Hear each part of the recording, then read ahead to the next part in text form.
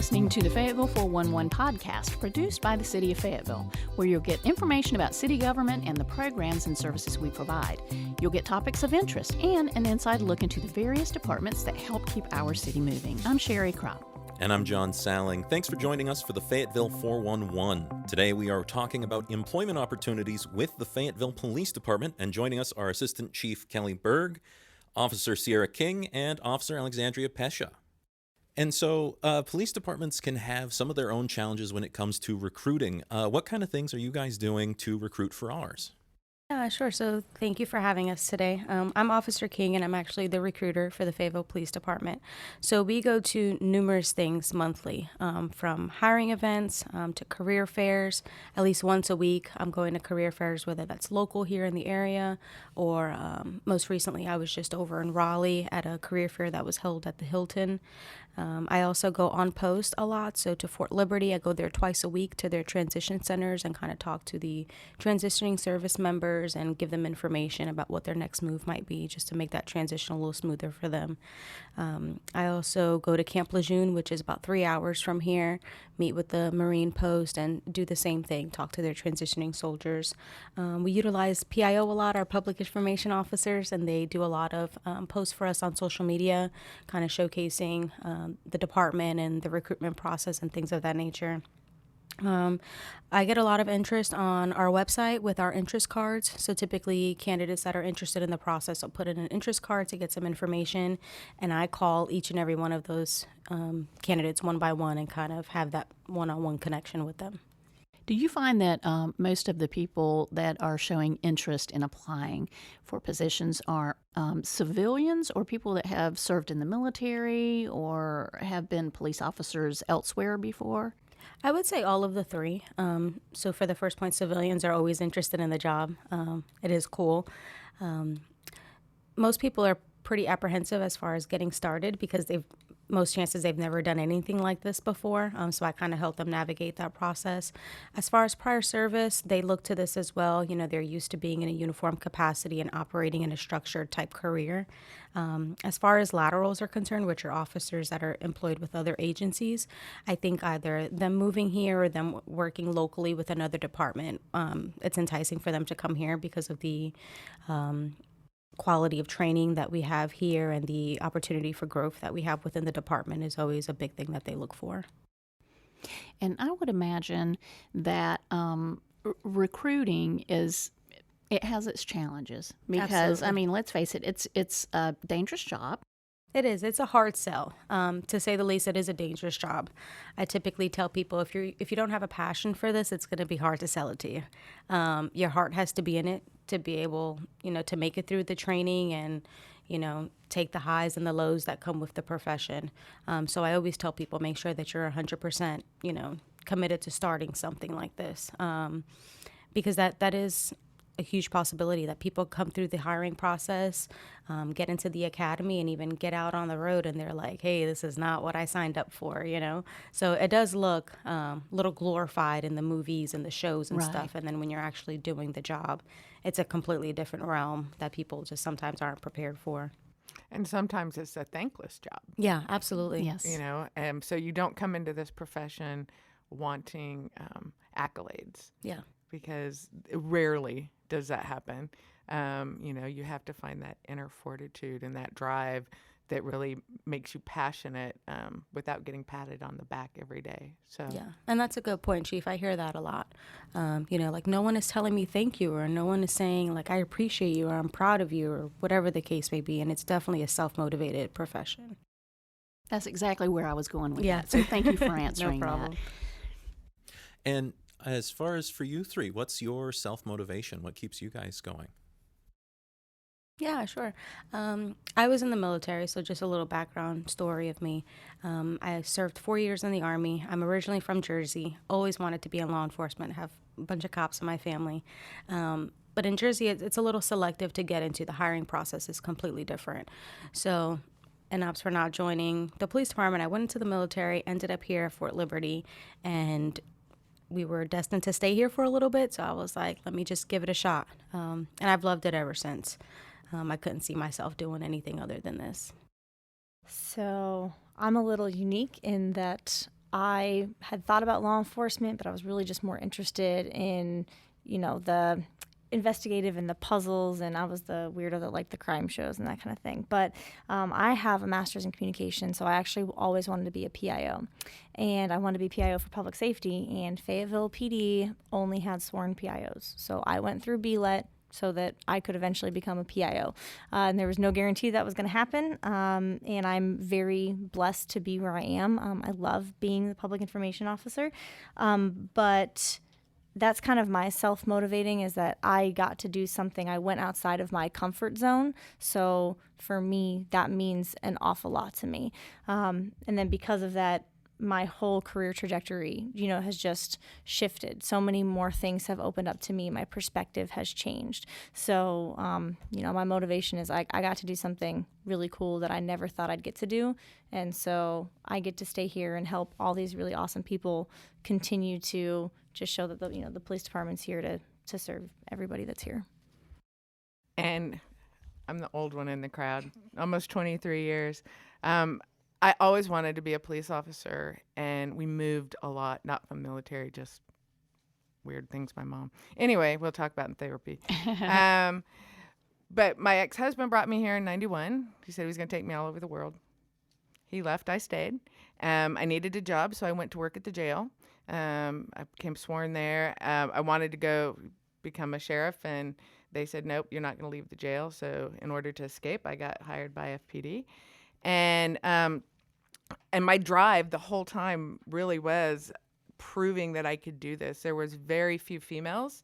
I want to say we were less than 10% females in the department when I got hired. And it was always, I didn't want to be one of the boys, and I didn't want to outprove them. I just wanted to show that I could do this job as well as anybody else. And so that's been my career, and that's been my drive, is just the sheer determination. I love being told no. And then I found myself really looking at changing the culture here, which I've had the benefit of doing. We started SVU, Special Victims Unit, in 2010, which doesn't seem like that long ago, but we had nothing for victims before that. And so I've just been really blessed. And so here I am towards the end of my career, and I'm finding myself wanting to reach down and pull women up.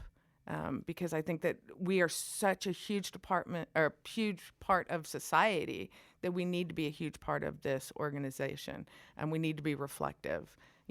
Race and sex both need to be reflective in the department, and we just bring something different. I've had females tell me, I don't want to be treated like a female. Well, you are, and own that. And so that's really become my passion, I think, in the last few years, is bringing people up. I bring everybody up, male or female, but it's really been like these young females, and I look at you and I say, gosh, you guys have so many years, and you're going to bring so much, and I just want to motivate them every day and give them every opportunity, so an encouragement. And sometimes I poke them a little bit to get them to go a little bit harder. So. And Chief Burke, I'm glad you're talking about that, because that's a great segue into the 30 by 30 initiative. It's a national initiative, I think, that Yes. was kicked off recently within the police department. Chief Hawkins started talking about this a few years ago. 30 by 30 is we want to get 30% females by the year 2030. Right now, I think we're a little under 22%. Yep, we're at 21. Yeah, we were really close to 23% at one time, so we're trending the wrong way. But 30 by 30 is really about identifying areas in which we can support women within the department. And that's not excluding men. That's encouraging women to join, to climb the ranks. I think I'm the only female in the executive staff. We have only one female captain out of 7.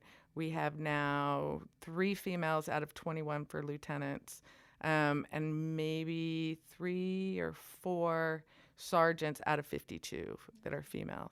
So it's really about encouraging female to be engaged, and then what we can do as a department to ensure that they stay, and that they're supported, and that they get these opportunities for growth, and they want to stay within the department for 30 years.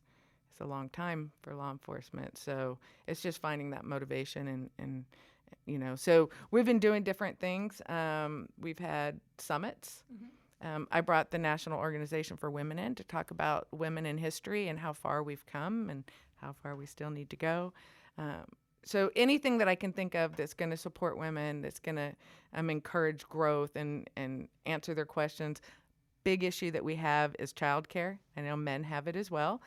But if we had secured childcare for public safety, law enforcement, I think we'd actually get more women on the department, because that's the biggest holdout right now is just we're a 24-hour agency and you can leave on a dime. So how do you balance that? And I was a single mom, so I know how tough that is. And that we're seeing a lot of that. And what kind of results have you been seeing from this initiative as you've been carrying it forward? I think the women that are staying are engaged and they want to be a part of this. I think that we're actually meeting on the 2nd of November to talk about our plan for next year. And I think we're going to have to reach out with recruiting, and we're going to push something out into the community to show what it's like to be an officer and a female officer, so we can get more. But like I said, the numbers are trending down. But the ones I've got staying are staying, right? Yes. Okay. So it's an up and down, but I think in law enforcement across the nation, we're seeing a decline, not in just women, but it's been throughout the, males and females. So it's been kind of tough.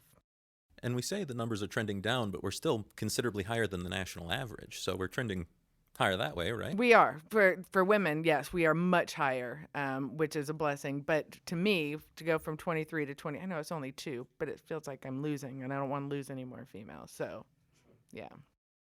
And kind of the importance of having this initiative. If you guys want to weigh in on that as well, or? Yeah, sure. So, as the obvious is, this is a male-dominated profession. So women bring a different perspective into this career field. Statistically, they have a lower use of force. They're able to articulate and speak to people better. I think women are natural-born nurturers, so they're just a little gentler, Right. Yeah. which is normal. So some people feel more comfortable talking with Yeah, women absolutely. about Yeah, their I issues, think, we definitely make people more comfortable and a little bit more sensitive and stuff. Not saying that men can't be, but, it's just a different perspective. And there are some women that are some hard chargers, just as tough as the men, So I think just making women feel like this profession is attainable is huge. Because I know personally that's a lot of the feedback that I'm getting from candidates that are interested, like, oh, I don't know if I can do this. I have kids and I'm a mom and I'm a wife and what have you. And I think a lot of the women on the department are as well, So this is a community in itself. And a lot like Chief was saying, we're a family, so we figure out a way to make this work. And there's a lot of women on the department that are always willing to help. So hopefully something sticks with this childcare and we can get a good solid plan and keep the ones that we have and continue to recruit more women. And I would say just throughout public service in general, you always hear horror stories about, what women, especially as women have come up in public service, have experienced. And validating those stories, yes, that happened. However, what are the steps that we're taking to move forward? How have things changed? And, like Officer King was saying, like Chief Berg was saying, we are a family. We do take care of each other. So showing that aspect to the public and to those who even are remotely interested in law enforcement and saying, other females here, other men here have your back. And we're going to make sure that, we do what we can to help you. And I think it's really supporting the voice, right? We have a voice in this department. And I will tell you early on, I didn't feel like I had a voice. I had some really good supervisors that would encourage me in spite of the naysayers. And I don't know what I would have done without them. But giving the women a voice without, again, it's not about us going against men. It's about encouraging. And I think a lot of the men that I've worked with, there are still some out there, But a lot of the people that have been in the new to the department within the last 10 years are very, very supportive. And I think they see the benefit of having female officers. And they identify that and they recognize that we all bring something different to the table. Some of us are hard chargers. Everybody brings something different. And if you're open to that, and I think that that's what we're seeing, and those are the conversations that we're having. So when we do these summits and when we have these meetings, if men want to come, we encourage them to be a part of that conversation because we need allies. We need allies within our profession. So, so those are just some of the things that we're seeing benefit from this. So we've talked about some of the recruitment efforts that you're doing, the summits, especially for the females. So let's talk about once you pique their interest and they're ready to apply, what is the process for that? Yeah, so the first step they're going to want to do is put in an application. Once they put in an application, I screen the application, make sure everything is correct, and then we run a local background check. So as long as everything checks out clear, they get an invitation to testing. We typically have 2 test dates a month, and in testing, it's the written exam and the physical exam. So it's written at a 10th grade reading level. It's super simple. It's basic math, basic reading. You don't even need a calculator. And as far as the physical exam is concerned, it mimics a day in an officer's profession. So it's essentially an obstacle course where you're climbing a fence, you're running about 25 feet, you're doing a couple push-ups. So it's really not hard at all. You get 6 minutes to complete it, and honestly, you can walk it and pass. So it's very minimal running required. The entire process from start to finish, from the time they put in an application until they're accepted to start the academy, can take anywhere from about 3 to 4 months. And we typically have 2 police academies a year, one in January and one in July. So you really have to be motivated, and you really have to want to do this because it's not that I'm going to apply and then next week I'll start my job.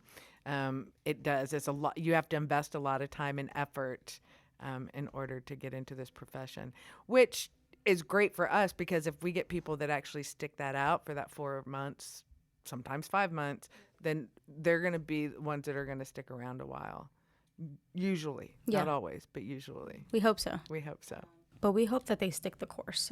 It can be a little bit of an extensive process. We delve into all aspects of your life, so it's a little intrusive. It's different than working at Walmart or wherever, which there's nothing wrong with that. But just the background check in itself and the hiring process in itself can be a little lengthy.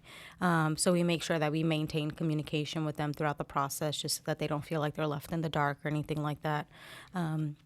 But really, as long as we can get their background check done in a timely manner, we get them hired as soon as they're done. They meet with the chief and the assistant chiefs, and as long as they give us their blessing, we get them hired. And then we start building that rapport with them from there. So typically when we hire people before the academy starts, we do PT with them. We give them a tour of the department. They get to work in some of the units that don't require special clearance, just to kind of get to know, the people that work in the department and kind of see how things are going to be ran. We get them on ride-alongs and things like that. So, and that engages them. And it's not a mentoring program, but it is similar to mentoring because they get to meet people and they get to ask questions and they get to find those people that they fit, that they know throughout their career they're going to be able to go back to.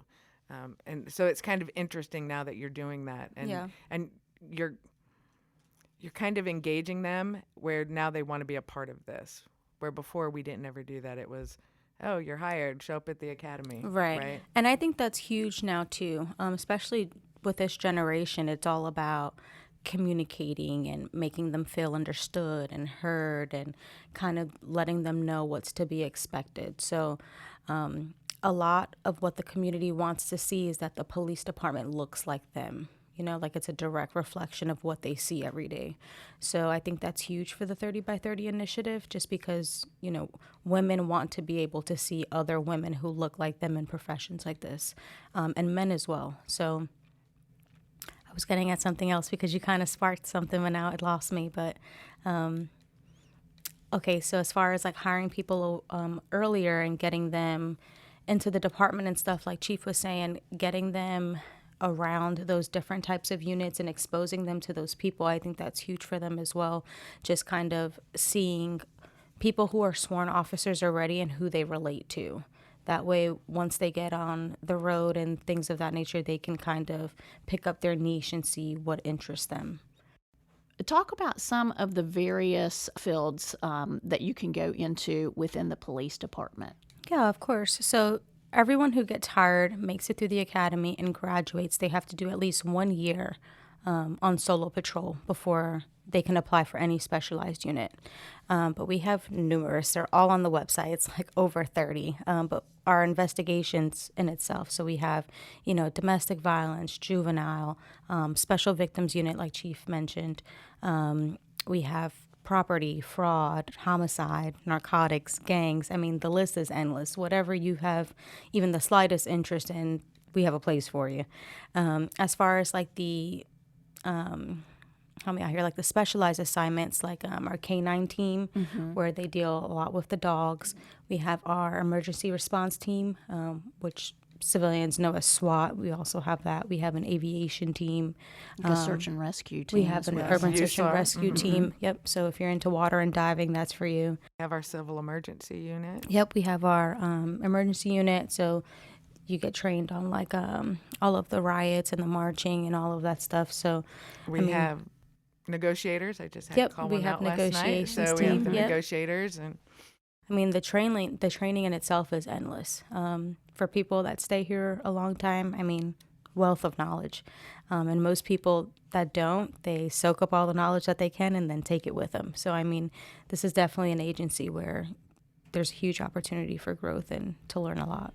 And if you're interested in working at the police department, but you don't want to go sworn, we have crime prevention. We have our what are they called? Civilian crash investigators, victim advocate, civilian investigative assistants, dispatch, CRU, which is our records clerks. What are some of that? We have CIC, the Crime Information Center. We have analysts. So there's IT, everything. IT, yeah. There's many opportunities. Opportunities to work. Okay. So if someone is interested in applying or just getting more information, where can they find that? Absolutely. So if they go to join FayPD, so that's JOIN, Fay, FAYPD.com, that's our recruiting page, and that'll tell you everything you need to know about getting started with us. And if you're not interested in law enforcement, at the very top, there's a little tab that says jobs. If you click on that, that'll take you to all of the vacancies within the city. Okay, great. Thank you for all that information. We want to thank each of you for coming on the show. It's been a pleasure talking with you. And that's going to wrap it up for this episode of the Fayetteville 411. The Fayetteville 411 is one of several podcasts that the city produces for our podcast channel, Radio Fayetteville. Be sure to subscribe to Radio Fayetteville, available on your favorite podcast streaming platforms. You can also listen to every podcast that Radio Fayetteville has to offer by downloading the Fay TV streaming app, available now on Roku, Apple TV, Android TV, and Amazon Fire TV. You can view all of our video content by visiting faytv.net. To get information about city services, go to our webpage at fayettevillenc.gov. Thanks for joining us.